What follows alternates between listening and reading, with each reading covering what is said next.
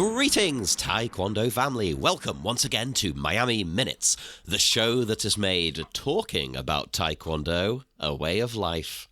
We don't really discuss the martial arts that much. I am one of your hosts, the currently very sick John Parker. Do bear with me, people. My voice is all over the place. And here to even up the score by being incredibly healthy. It's me, Niall McGann. Although I was dying of a kidney infection last week, so not that healthy, I guess. Yeah, what the hell? Don't tempt fate as well. You might get ill again. Yeah, that is the thing. I didn't say that, universe. All right, you didn't hear that. No, you've siphoned off all of my, good health to get over your kidney problems that quickly. That's what it is. You've stolen my energy. It's you know yourself, John. What anxiety is like. And now my major worry is because we're coming up to, as of recording, we're coming up to Christmas when everything just shuts down. And it's like if this thing comes back and hits and it's as bad as it was last week, and you just can't get in touch with anybody. Yeah. That's my main worry now. It's just like I just keep thinking about it, and every minor pang in my back is like it's back, it's back, it's back. Like so. There's an internal unhealthy torture going on to make up for. Even with Christmas, right? I think they would consider that an emergency, so they would get you someone. Because there are people are on call, doctors and things. Yeah, that's why they get 111, I guess, but they might get you sorted in some way. But oh well, we'll see. Well, hopefully it won't be an issue, but. Well, hopefully my illness won't be an issue. Here today, we talk about minute 22. The minute starts with, I've written evening up the score, but you've already used that, Niall. Yeah. And it ends with the moustache to end all moustaches. It's beautiful. It's beautiful. This is always the thing, too, when people will talk about on the Movies by Minutes, main page, where people, the discussion page, people talk about doing musicals. And frequent guest of Batman, Darren Houston, would just always come in and be like, you get stuck in the songs. It would be torturous. You'd be like, you can't do a musical minute by minute because you'd have to spend so long talking about individual lyrics and individual songs. And here we are, baby. We're still halfway through Against the Ninja. Hey, well, I've got my Hedwig show, which isn't minute by minute, but I spend the whole time going over every lyric. Yeah. So I think of it maybe, to be fair, within this minute, it is mostly kind of the same shots and talking about, repeated lyrics from the previous minute. But although not immediately though, because we had a whole talk the last time about the theory that this might be in fact Jane trying to start some sort of Taekwondo cult. Yeah. To raise an army, and just even the lyrics of "We will stop this senseless killing. We will end this evil war. We will stop the senseless killing. We'll even up the score." To me, indicates it's not so much a peaceful revolution they're planning. It's more like for every person a ninja has killed, we will kill one ninja. That's exactly what I thought. There's going to be more killing, right? Yeah. This is not. Maybe there's not. Wait, we said we'd stop the senseless killing. This is sensible. Killing. This is killing with purpose. As long as you kill with purpose, it's perfectly allowed in Grandmaster Kim's philosophy. Yeah, but everything is about just the foot fist way. We will even up the score. So if you've had your family's been killed by the ninjas, don't worry, we'll kill the equivalent of your family in ninja measurement. An eye for an eye. You know what an eye for an eye. Then the whole world's blind, John. But you can still keep kicking and punching. That's the foot fist way. Exactly. I could close my eyes and punch and kick. It doesn't matter. I'm going to come for you. Yeah. Well, you're just the master of. I'm gonna just keep doing this. That's exactly what I was thinking of. You get it. It's your own fault. Also, a question I had in my mind was, what senseless killing is going on that's affecting university students? Well, they are stealing people's cocaine along with their life, I guess. Well, yeah. Are students known to really, hammer the cocaine? I mean... I don't know. When I was a student, yeah. Oh, okay, there you go. I not genuinely me personally. Don't know. I was too, friggin' absolutely piss poor when I was a student.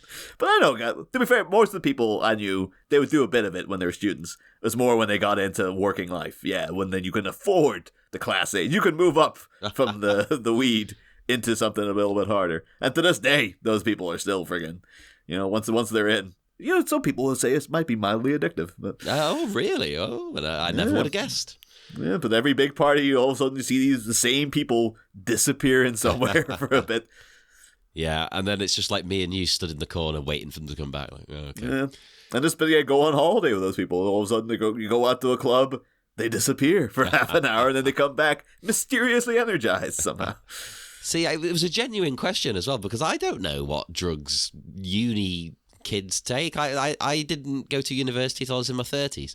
I think it just depends on the level of student. If you get people who are their way's been paid, they're quite well to do. They've come from rich families. They're probably they'll be using Class A's and stuff. They'll be into your uppers, your downers. They'll be doing the designer drugs out at the club.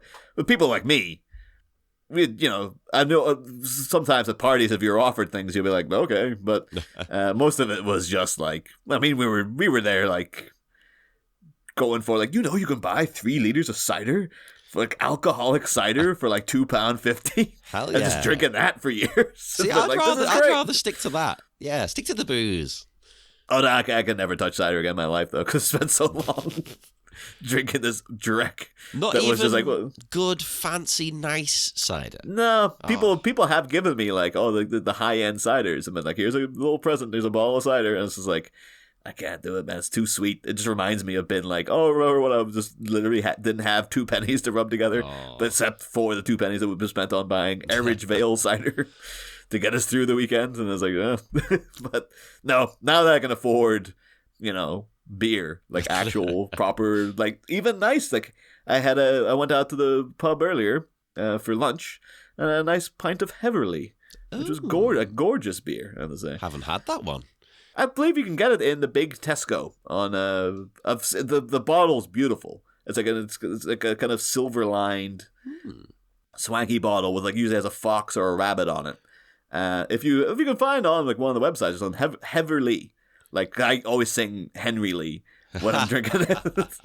But it's really, really nice. I think you get the big. I spotted it. It's in Ireland. You can get it anywhere. But in Tesco in Liverpool, I have seen it there. So we should get one and drink it at the end of the show. Yeah, not this one, obviously, because we'd have to go to the shop in the middle of recording. I'll just do it all in real time. Okay, we'll take us an hour on the road. Portable recording, people. Coming to you live from the 86 bus, or whichever one goes past that Tesco. I can't remember. But yeah, that's the thing. So, because there's not much in the way of action in this minute, I decided to look into what little you can find out about the people on stage. Because we have a lot of focus on Jane this minute, because she's doing the lead vocals. She gets most of the screen time for this minute. And so I looked a little bit into what I could find out about Kathy Collier, or Collier. The lady who plays the Lady Jane. Oh, the Lady Jane. From now on, that's what we're calling her. The thing is, she was married to one of Dragon Sound. I don't know if there's a bit of nepotism going on here. That's why she's the vocalist of Dragon Sound. Or maybe the band formed around her. Who knows? But she was married in real life to Angelo Giannotti, who is Diet Oats. Yeah. The guy, I always get him and Jack Diamond mixed up. Jack Diamond's the drummer. I keep thinking it's the guy with the mullet and the I do every time. And I think the reason I do is because I'm always listening to the commentary track, which has Jack Diamond on. So I assume, it's going to be the guy who did all the music on the commentary, right? No. Yeah. I remember looking up to him and said, he plays the character of Tom. I was like, I thought his name was Joe or something. What the hell's going on? But yeah, those two were married, and they are no longer married. But the thing is, from looking into her, not much information on Kathy Collier. A lot of the stuff are just she's all her credits are in computer games now, and it's all computer games that have used Against the Ninja or any other Dragon Sound song. What games have used it? I think it's in some of those, not GTA, but the kind of like, I'll give a quick look here, as I didn't write them down. I'm going to guess one, right? This might be a bit of a long shot. Far Cry Blood Dragon. That I believe, without even looking it up, I remember the word dragon was in it. Yeah. And so I'm willing to bet, gonna IMDb. Because Far Cry Blood Dragon, it's a spin-off of Far Cry, but it's really stylized on like the 80s, and it even stars like Michael Biehn. And everything about it's 80s, so I was like, it's got to be in that. Yeah, it is Far Cry 3 Blood Dragon. Yeah. That's the one. And then all of our other ones too are like Riff Tracks Live Sharknado 2. Oh. But it's all things like episodes of the Cinema Snob. Like I've seen the Cinema Snob. He's a pretty decent YouTube reviewer. I don't know if she's appearing or if they're just counting the footage from. He might have used a clip of Against the Ninja in a review, and now that counts as an IMDb credit. Some people do like to count that as a credit because, like, well, it's footage of me. Yeah, I wouldn't. I think it's the same footage.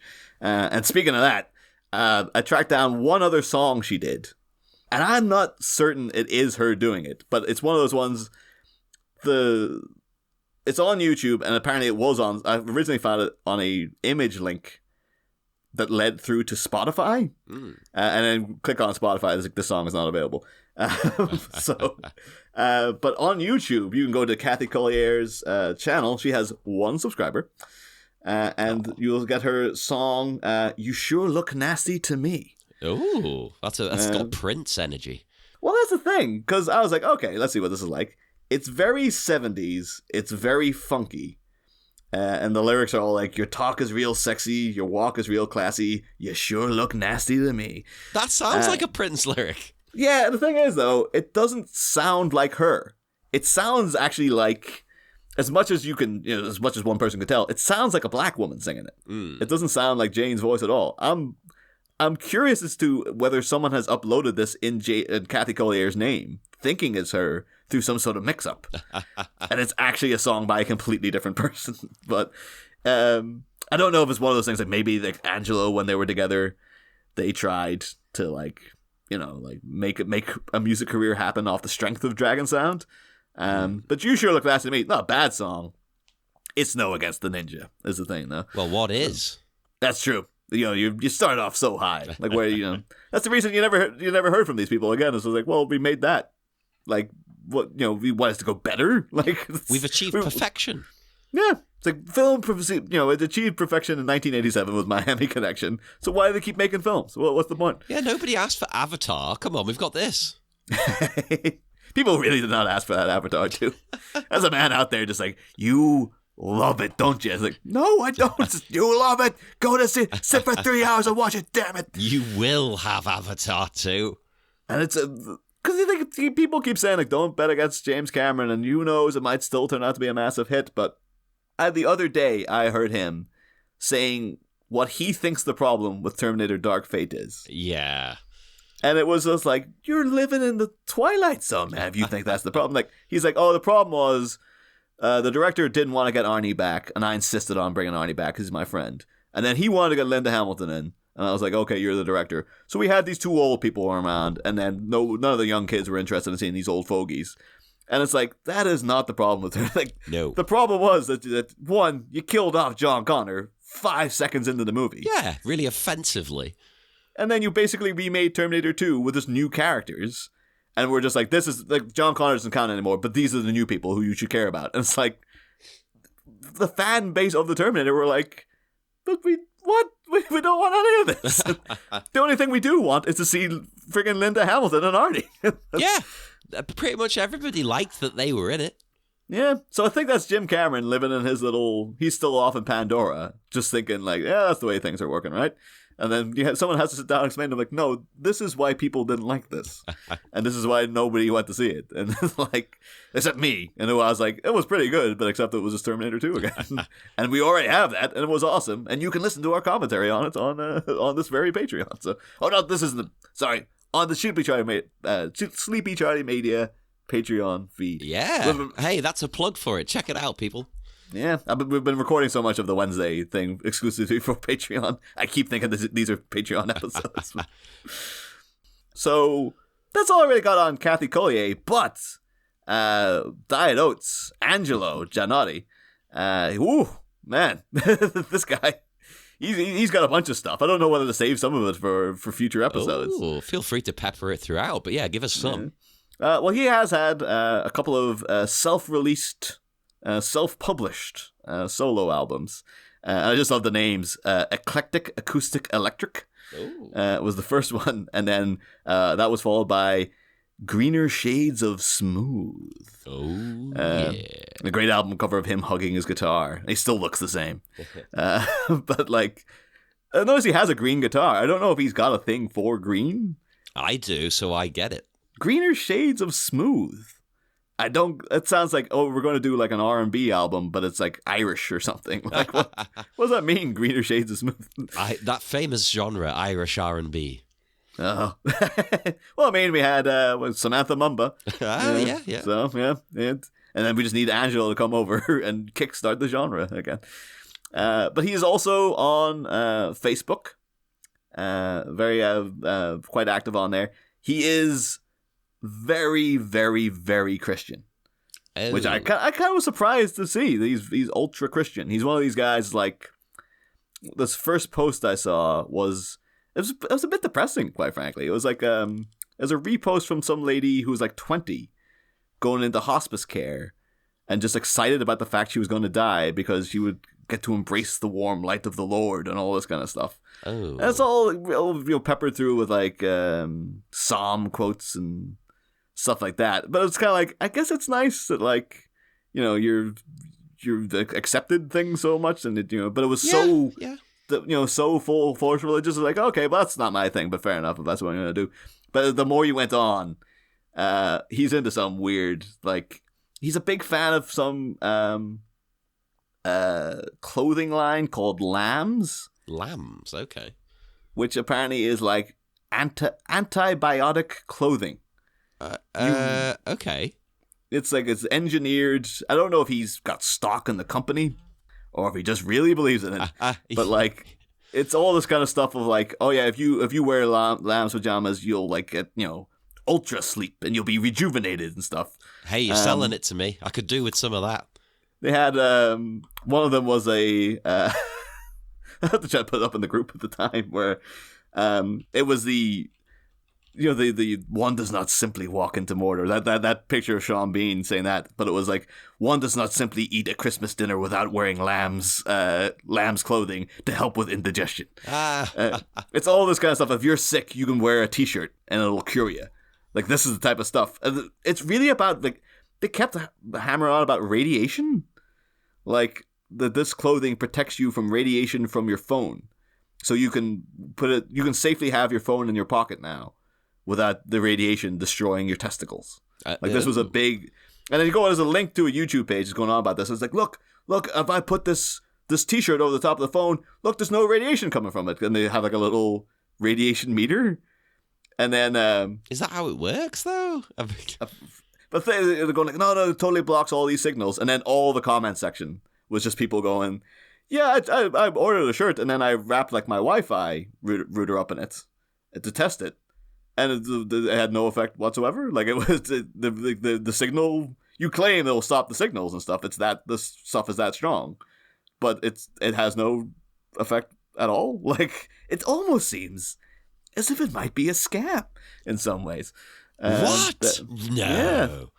I mean, they go, Angelo, he would, maybe he's not all that wise in the way of t-shirts because he's quite, topless for a lot of this movie. So at the very least, they have to be sleeveless as well. Maybe that's why he went to the costume department and he was just like, do you have any Lambs Dragon Sound t-shirts? Like, I'm sorry, no. He's like, all right, shirtless scene again. Don't worry about it, baby. Yeah, he refuses to wear a shirt. Yeah. Luckily, his jeans are Lambs infused, so...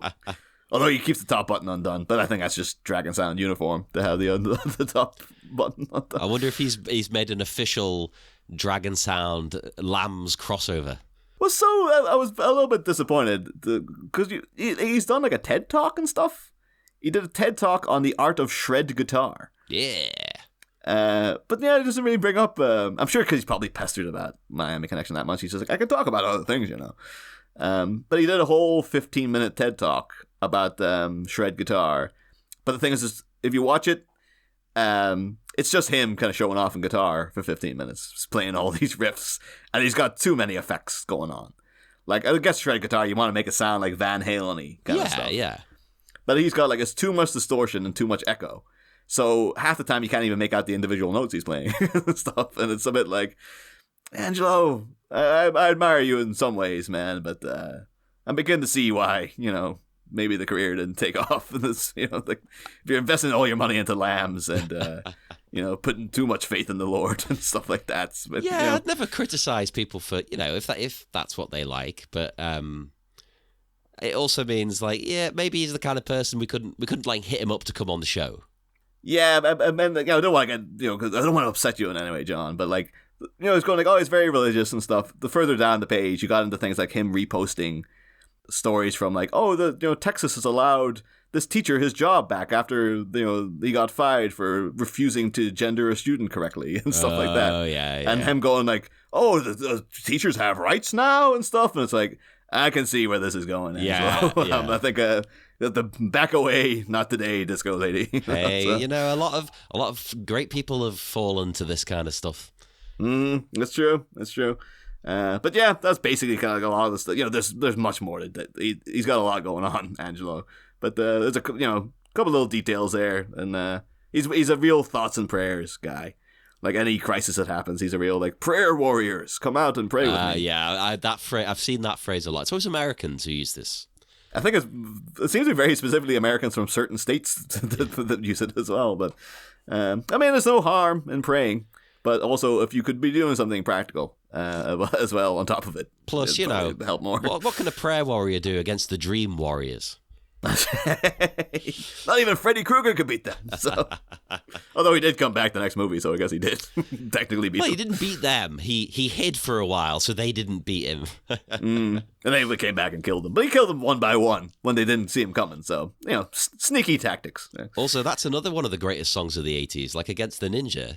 The Dream Warriors theme song. Oh, yeah. Dream Warriors, mirror tonight, here we go. All the dogs. There's the other one too. The start, the Into the Fire. Oh, yes. Yeah, great tune. And also, should mention too, talking about a composer called Angelo. The music for Nightmare on Elm Street 3, Angelo Badalamenti, who sadly recently passed away. Oh yeah, no, I was devastated. That one really did hit me hard because it was just like that guy was a bona fide genius, like absolutely, clearly the superior Angelo in terms of composing things. But also because him and David Lynch work so tightly together, it's kind of like him going is kind of like we're probably not going to get anything, a new feature from David Lynch. Really, it's like he probably wouldn't want to work with somebody new now at his age, but because he worked with literally since 1986 to now. That's been his music guy. And but Lynch, he does mess around with bands and stuff too. He could just turn around to Trent Reznor and be like, "You're my guy now, Trent. I understand you're doing some composing." Plus, in Twin Peaks: The Return, he did work with Angelo, but there wasn't a lot of Angelo music in there. Yeah, but what there was of it was pretty top tier. It was. That's true.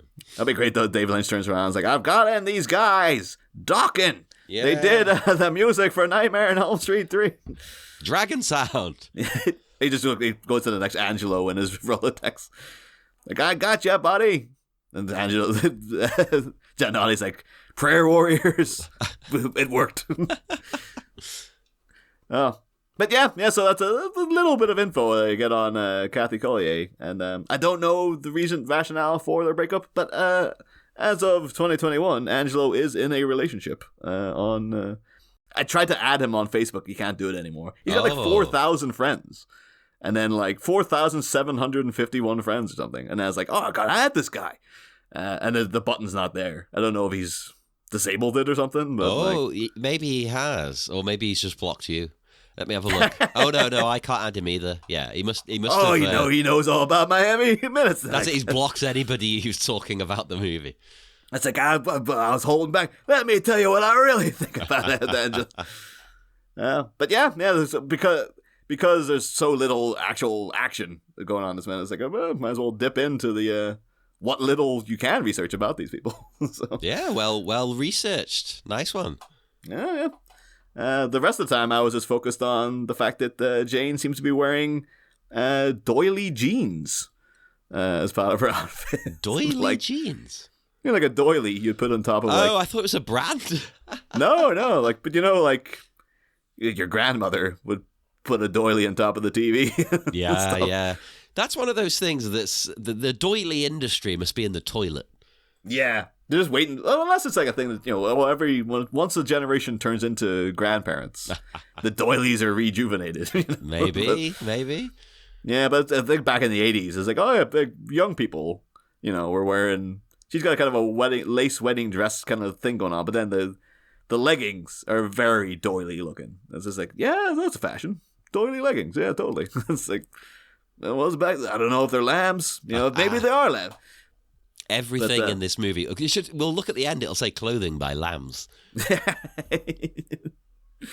I'm looking at that YouTube video too. It's that real thing of like, do you realize how much radiation is coming out of your phone at all times? I'm like, no. Should I be worried about this? Yes, you should be worried about this. That's why you need to buy this clothing. That's what it is. It'll block it. You'll be fine. Apparently so. Apparently, if you want to keep your boys intact down there, you need to switch over the lamb's jeans. It's only a slight markup of 400% from every other pair of trousers. It's a bargain. It's either that, you want to do, or you just go and get your testicles cut clean off and save yourself the money then, I guess. Oh, well, back in the song, there's a bit I really like. It's the oi band-esque chanting you get in the back end. Taekwon! They sound like yobs, don't they? I love it. Oh, totally. They're like the Clash, the thinking man's yobs. Do you think we could infiltrate a football match and start, because these songs have to start somewhere? I know, Seven Nation Army is a big... Yeah, how did that become a football thing? Is it purely because drunk idiots could go... Da, da, da, da, da, da. I think it must have just been popular enough that it broke out from the indie rock scene of the alternative kids into enough mainstream culture to be like, oh, that's a tune you can remember.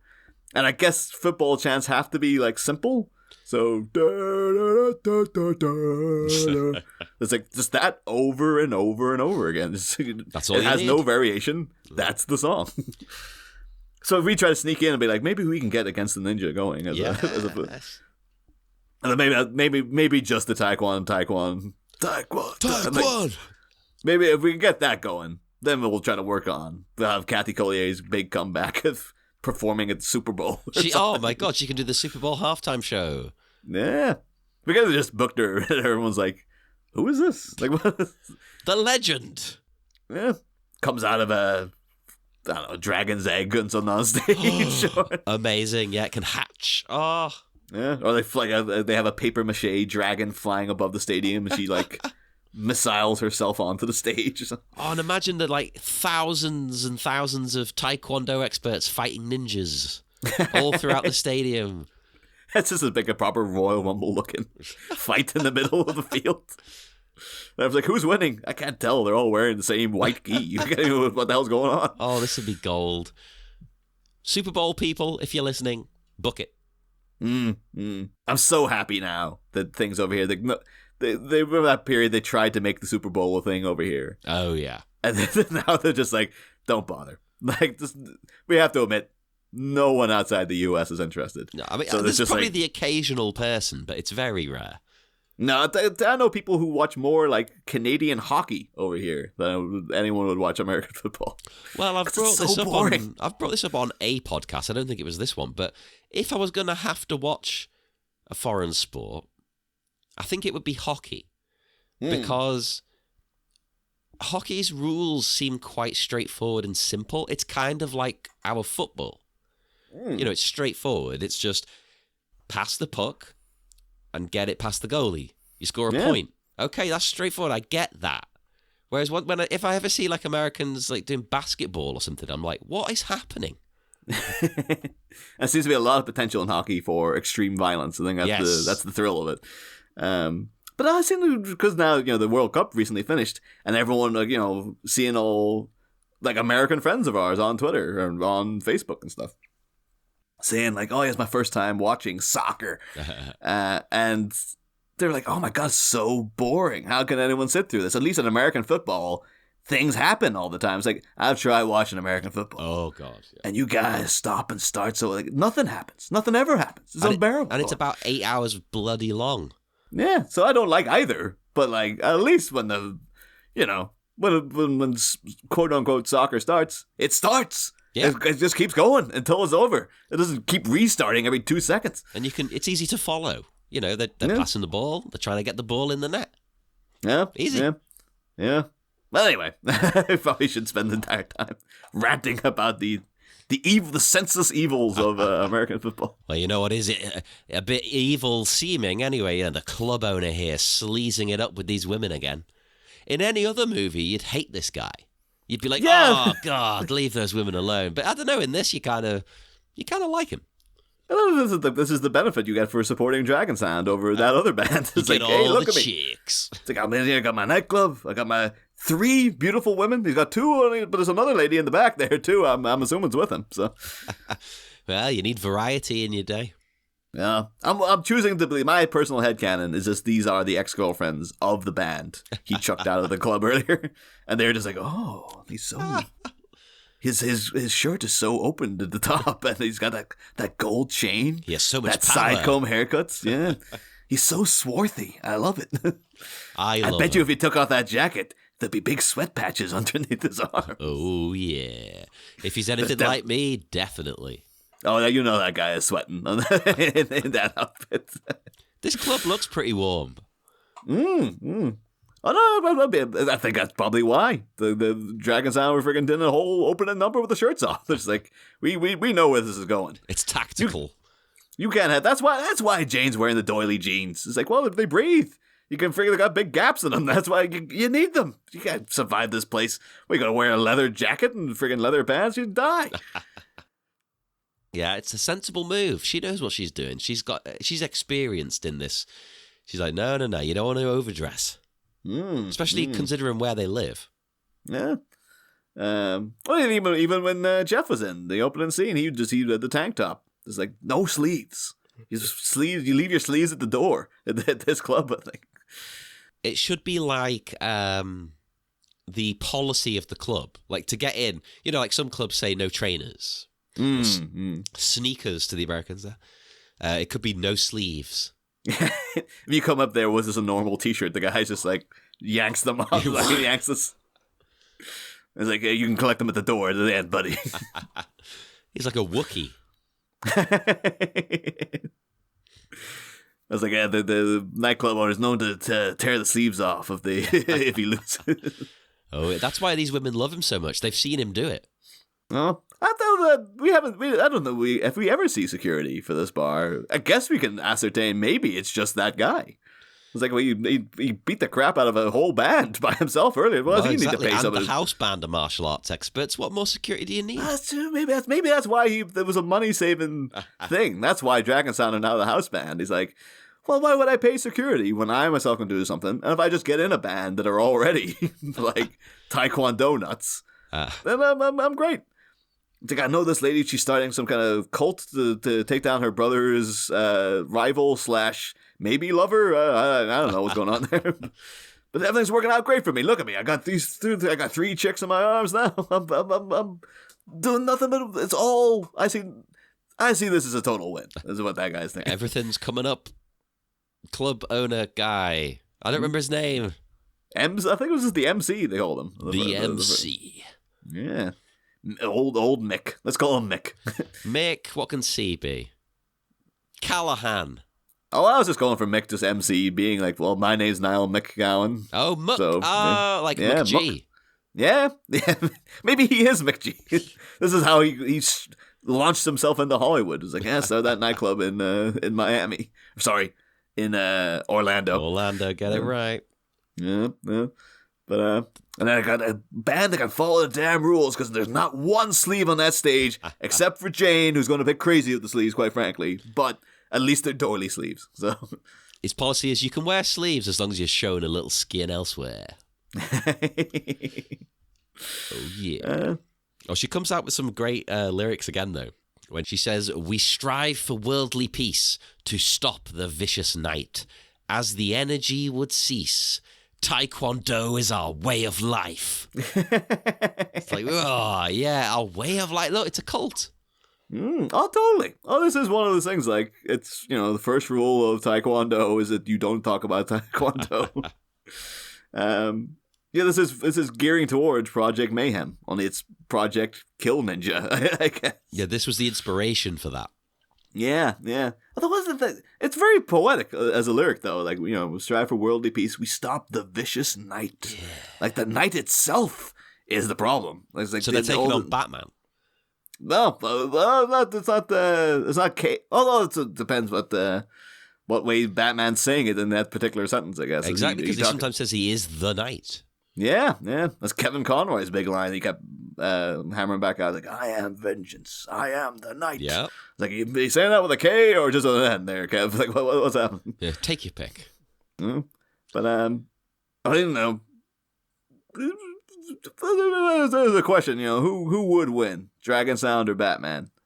It's got to be Dragon Sound, right? There's loads of them, and they're all experts. But they ain't got the edge. Like, although I guess they are. That's you too. That would be the thing. Yeah, we lost our edge. He moved over to YouTube. Now we just got this stupid Angelo Giannotti guy. He's okay, except for trying to sell us lambs clothing all the goddamn time. I think we should genuinely buy some lambs and wear it while recording. I mean, I think we might have to start a fund. I don't think it's cheap. We find out, though, the bat suit is made entirely of lambs. He actually sold it to Batman. It's like, you can, like, it was just some of the really outrageous claims they had. It was really just the demented stuff of, like, it's kind of like, it was one of those things that was like, basically, you're sitting still and you're making money somehow. It was real, like, oh, yeah, you're completely rejuvenating your entire form. You're getting fit by literally just wearing a T-shirt and stuff. Brilliant. Everyone's a winner there. It's just like antioxidant clothing. Like, what? Like, it's literally just by it existing, it is making you healthier. It's like, maybe there's something to it. It really sounds like that's just an angle. Yeah. I'm going to be honest. I can't possibly imagine it actually having an effect. It just seems like to be one of those things that no other con person has come up with this before, or if they have, they're like, it's too stupid. No one would believe health clothing. That's literally just the fabric is making you better. Like, if you were to, like, crack a tooth, you just stick a wad of this in your mouth and like, hey presto, overnight your tooth better. Like, it's just... Although, at the same time, it's a bit similar to, like, just placing all your faith in God or something. Like, it was a real... Yeah, it wasn't a bad... But one of the reviews at one point was like, I wore a lamb's t-shirt on a 10-hour flight. On the other side, I was completely energized and I felt great. Because of the shirt. Yeah, I mean, like, that could have just happened anyway, But... Yeah, I'm pretty sure it's just that weird effect you get, like the jet lag that gives you a sort of second wind. And then in about 3 hours, you start collapsing. Yeah. But I mean, as I say, Angelo, like, one of the other links he had was he reposted a YouTube thing about how a Travis Scott concert was actually a satanic ritual. Oh, no. Because it's that level of, like, it's boomer posting, but in the it's too far. Some boomer posting is occasionally cute, and then this is like, no, don't boomer Giannotti. Yeah. But I feel bad because I don't want to come out and just rail against, like, really religious people. So I was like, I don't want to insult, that kind of thing. But it is also like, this is, like, too far. It's very much like, I think you guys are going a bit. This feels like you're going to weaponize this at any given moment. So maybe just chill a bit. Chill. Yeah. I mean, they're not chilling with those lyrics. That's some Iron Maiden shit. Just with added martial arts, isn't it? That's all I could think. We strive for worldly peace. You can imagine to stop the vicious night. I found out the guy from Iron Maiden has a PhD in music. I don't know if I'm studying his own songs. Maybe That'd be that's amazing. Maybe it's like an on-the-job training, like an NVQ. That'd be great if that was like his Iron Maiden is just his doctorate project. He's like, no, I only did this just to get the grade. Imagine, what are you doing as your project? Well, I'm going to start the biggest metal band in the world. Yeah, I did it, and well, I guess you got to pass. Oh, great. Room for improvement. And then when it comes out, he introduces he comes out, he's going, I think you'll find this Doctor Iron Maiden. That'd be great if they change their name to Iron Doctor or something. Just Dr. Maiden. Dr. Maiden, yeah. But that lyric of to stop the vicious night as the energy would cease. That's the bit I don't get. If we don't stop this vicious night that is the ninja, the energy of the world would cease. They'll kill everything. They'll literally do Scar with the Pride Lance. They'll somehow cause energy to cease. Well, now that you've told me all this stuff about Giannotti, these lyrics make a lot more sense. Okay, he's thinking in these weird terms of energies and things. It's like, okay, yeah. Yeah. The thing is, you almost... It seems to me a lot of times you can't even really cause energy to cease, ever. Even when you're dead, there's still stuff going on. Doesn't your energy just redistribute? Yeah. So it's really maybe that's he's like, oh no, I know that. I too am a doctor, not of music, but of an actual qualified doctor. And yeah, I'm telling you, the ninjas are that bad that they will stop. The energy will just cease. It will just not be there anymore. It's I don't think that's even possible. Nah, he's an egghead. The real doctor of this is Jeff, the doctor of thugonomics. That was his side career. That was his failed Dragon Sound spinoff, Doctor of Thugonomics. His early 90s rap career, when he's trying to get in with the Funky Bunch 5 and all that kind of stuff. Oh, yeah. Who wouldn't want to be part of that? Then it comes crawling back to Dragon Sound. It's no, sorry, no, the guitar player's off making greener shades of smooth, apparently. What? One of the other people here, Jim, though, he has the happiest look on his face when he's playing the keys. I love it, right? I want to be as happy as this guy. I've never been that happy in my life. I think he's a bit of a kind of manic character, Jim, because most of the time you see him, he is in that state of euphoria, except when he has to recount about his dad and stuff later on. Which, his father's Black American.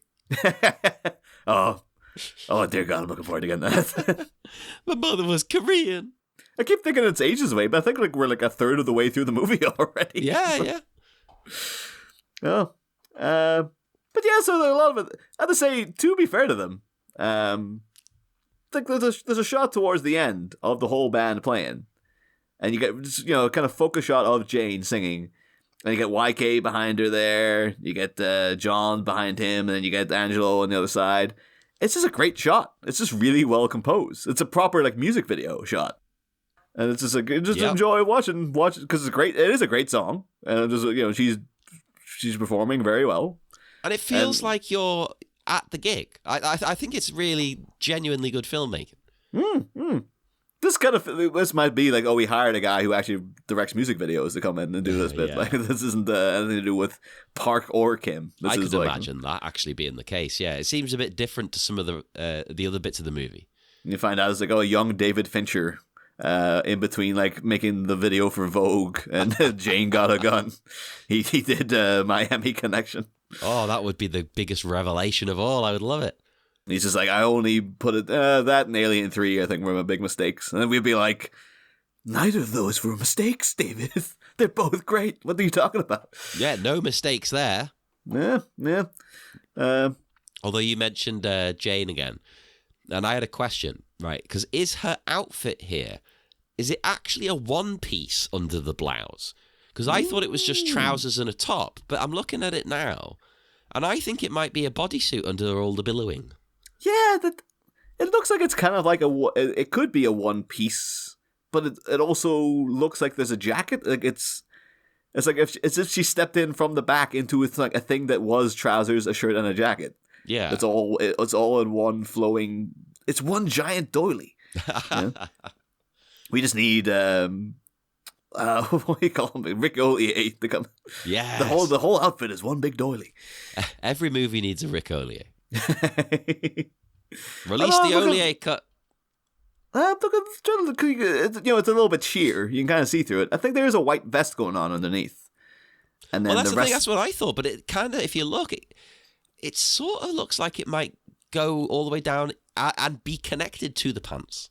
But I'm not sure because she's got the big blouse thing going on.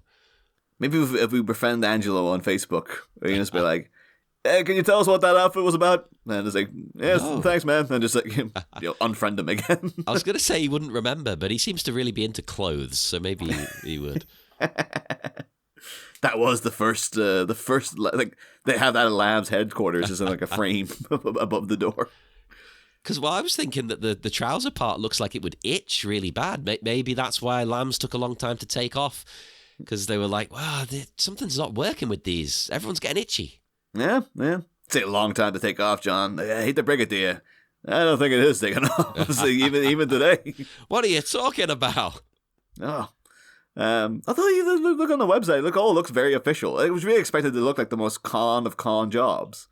But it does seem to, at least if it's a scam, they've got a good web developer, I guess, at least. So. Well, I've literally just checked them out. And, I mean, they advertise in Men's Health, GQ, Forbes. So it's got to at least be legit. I'm not saying that the technology is legit, but they're not scamming you.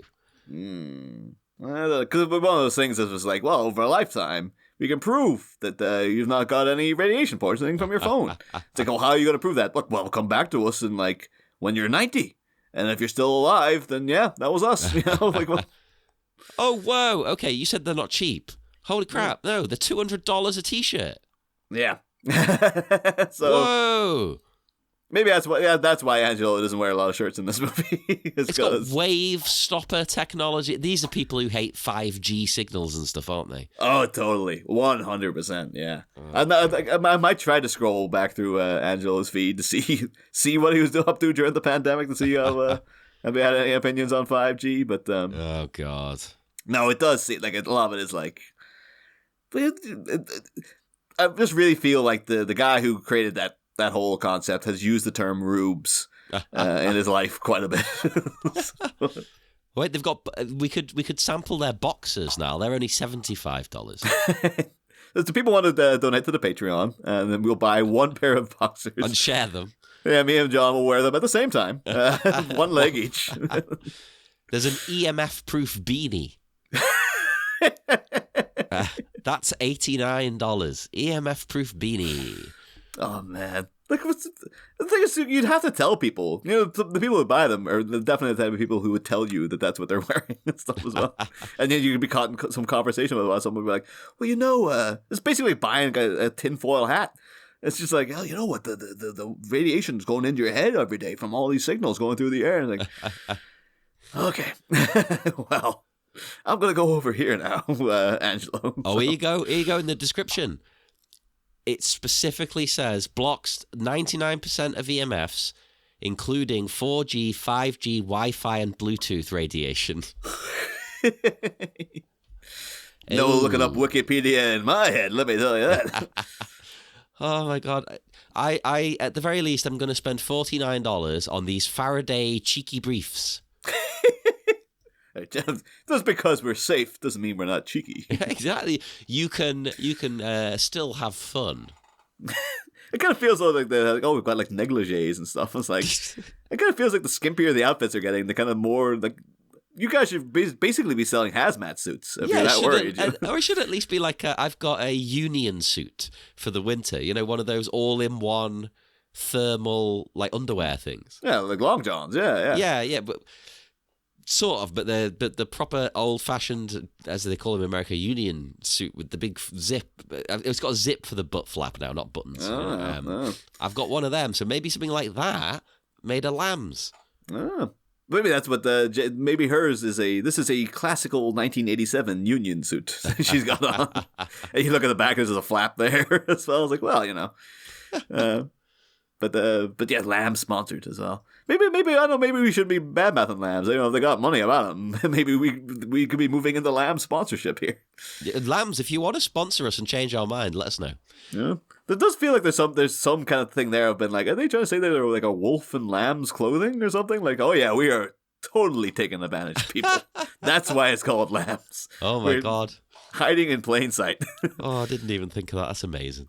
Because the designs aren't even good. It's like a black T-shirt. Yeah, it's like a thing you can buy like 5 of them for like 12 quid in Asda. Like it's so basic. But then again, have you not seen all those Facebook adverts for? Oh, what's the company called? It's the T-shirts for bigger men. No, I don't believe so. There's millions of adverts for them all the time. True Classic, that's it. And it's made for the larger gentlemen. And they make fun of the T-shirts you can buy for the price you just mentioned. They're like, oh, worthless. You know, make you look like trash. Not like the True Classic. It's got it's tight on the arms, loose on the belly. Is this like the freaking Tugger thing from I Think You Should Leave? The TC Tugger? It's a bit like that, yeah. Oh, man. I wonder if like Tim Robinson, he came up with TC Tugger once he saw like an ad for lambs or something. He's like, I need to come up with a really stupid T-shirt idea.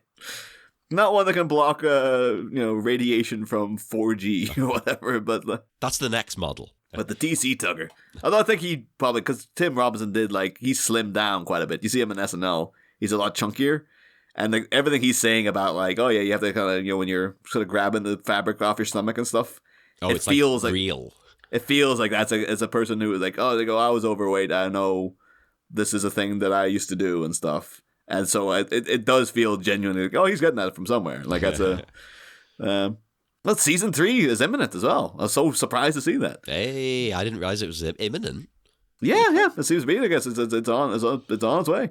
Because it was such a big gap between the first and second. I was like, oh, we'll get another one like 5 years time or something. It was like, no, it's coming. It's coming now. Like because it suddenly got absolutely fucking huge, though, didn't it? So that's probably why it's like, oh, I need to capitalize on this. Well, he strikes me as the type though who'd be like, he'd walk away if it was like, I'm not feeling it anymore, and just like, but a dump truck full of money, Tim. Like, nah, I'm good. I'm gonna go to. He strikes me as the type who's like, if it's not funny to me anymore, then I'm not going to do it and stuff. So. Oh yeah, I mean, he's totally that kind of person. He will do that. Yeah. But here in the crowd, there's a great crowd member, I guess you could say. He is in the front row, and he looks like he's an electrician or a cable TV installer, and he's just got off work. Like if you look at like second 58 or so, 59. You see him right there, right at the front, and he's got a lovely moustache. It's like a Kaiser. Maybe he might be there. He's part of the Angelo. Oh yeah, he does look like he's working behind the bar, like installing the phone line or something. And then, and he's just stuck around for the band. Yeah. And then Angelo's like, oh, you installed the phone line. You say like, oh yeah, 4G. Like what? Get the hell out of here. Against the 4G. Yeah, so Jane has to constantly keep turning down. It's like, Angelo, I know you keep wondering. But what about this? Against the 5G? Well, instead of 5G, we call it Ninja. Yes, fine. That's what all the kids are calling 5G, Angelo. Oh, okay, yeah, fine, yeah. And then ironically, like, oh, we went up against some actual ninjas. Like, I did not see that coming. It's a complete coincidence. Yeah. They had to go and revise the lyrics afterwards, going like, well, actually, when you do fight ninjas, being actually against the ninja is quite different than what we've written down. So it'd be like what do you call the lady who did Nora Jones? Was it who did the 5 million bicycles in Beijing? Oh yeah. Was it Nora Jones or was it the girl? There's a couple of those like singer songwriters of the early 2000s who were a bit similar, like those. Katie Malua, I think that was her name. But then people kept going, because all 5,000 or 5 million bicycles in Beijing was like a list of facts that she got from somewhere. And then scientists kept bugging her saying like, no, none of this is true. And so she came out and did like a tongue-in-cheek, like, correction version where it really went off tune and she couldn't fit the lyrics in and stuff. Oh, that sounds quite fun. At least she's got a sense of humor about her. Oh no, she was really cool about it. She's like, oh, okay, here we go, and so did this piss take version of it. And then I think it cost her she'll still play the classic one that everyone knows from the. That everyone bought their mum in 2003 when it was big and stuff, and heard in the kitchen over and over again. But yeah, I mean, we're against the clock, so I'm noted out for this minute myself. I don't know if you got anything else, John, beyond the obvious, of course. I've only got two other little bits really. I listened to the commentary track, and this was the original theme song for the movie. Because the movie was originally called Against the Ninja. So this was written to be the theme of the film, and then it kind of swerved a bit more into Friends. What did they give a reason why they changed the title? No, they didn't. They didn't talk about it on the commentary. No, they just it makes more sense as a I guess it's a bit more generic because Miami Connection does kind of stay in your head. Although maybe if this wasn't the movie that it is, maybe Miami Connection wouldn't stay in your head. Well, yeah, because that sounds really generic. If you actually just separate it from the movie that we know and love, and you just think about those words, any other movie called that, you wouldn't remember it. But maybe Against the Ninja is a little more generic sounding, so they're like, well, I need something that kind of pops. Yeah. And it's like, but it's not even set in Miami. Like, doesn't matter. Well, they in the commentary as well, Kim and Diamond. They mention how they would still, to this day, love to do a full Dragon Sound record. Oh, if those guys did a full record and they toured, oh, maybe. Like, it's like I would be there in a goddamn heartbeat. I mean, if any of you are listening, I would pay anything. So do it. Yeah. Because I can't be the only one. It's like, don't let Angelo listen to this episode. I guess that would be the problem. We've Robert Wooled ourselves again. Like, we almost had Robert Wool for Batman in '89, and they were like, hey, just stop replying. Like, maybe he heard us making fun of Knox too much or something. But we're one of the only people defending Knox, though. Like, saying, oh, he's a great character. Yeah, ever since we've still been like, bring him back. Why isn't this character back? Like, what the hell? Any comic, just bring him in once.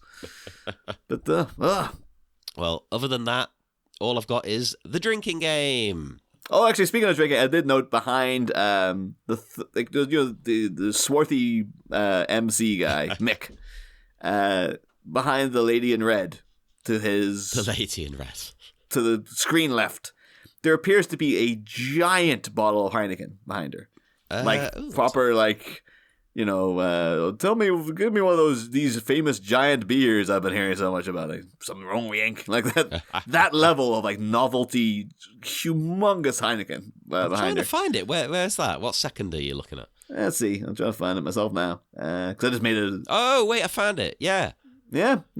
So I did note in earlier scene that they did have Heineken signs up. So I'm guessing, it is maybe within that actual nightclub they were shooting in. There was just a giant ball of Heineken behind the bar. Yeah, maybe it's like a promo bottle, like just a display thing. Yeah. Or it's got a little tap on it. It's like, yeah, you go. That's where the Heineken comes from. Yeah, maybe. So it could do, yeah. You can't refrigerate it, though, so it's just tepid, room temperature Heineken. And that's why that bottle is still full all these years later. Who doesn't love a nice, lukewarm lager? Delicious. They keep thinking that could come up to Christmas, like Homer's, like, you must love that more than I love a cold beer on a hot Christmas morning. I've never done a beer on Christmas morning. Every year I'm like, should I do it just to see what Homer's dream was like? Do it.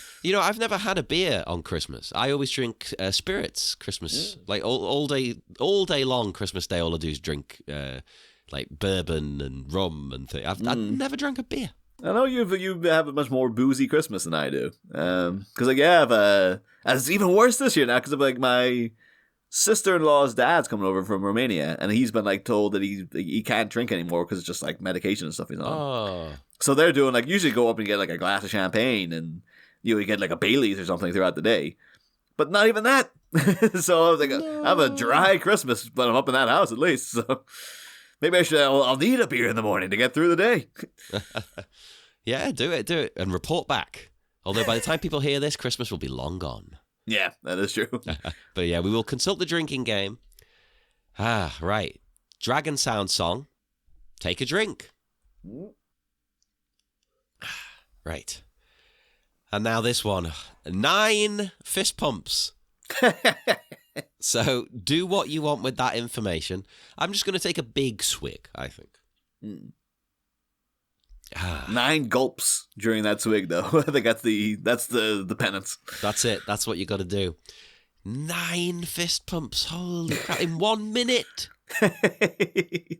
60 seconds.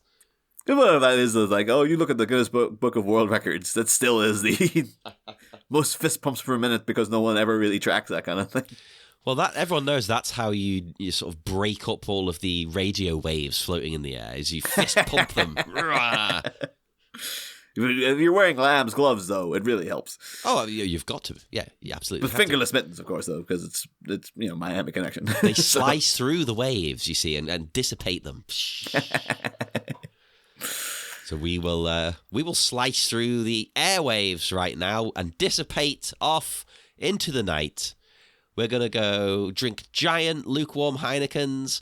We're going to flirt with 3 women at once. I don't even think he needs to flirt. I think, he's landed. They're in. No matter what he does, they're in.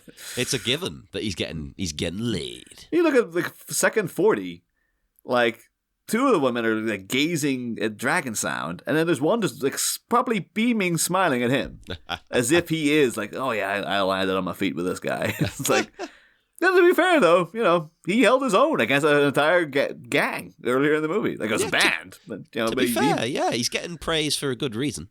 Yeah, I mean, who are we to mock this guy? Well, we're going to go off now and try to live up to his legacy, and try even to be 1% of the man that this guy is. So let's break the connection, and we will return in 1 week with more Miami Minutes. Hiya! Listen to me!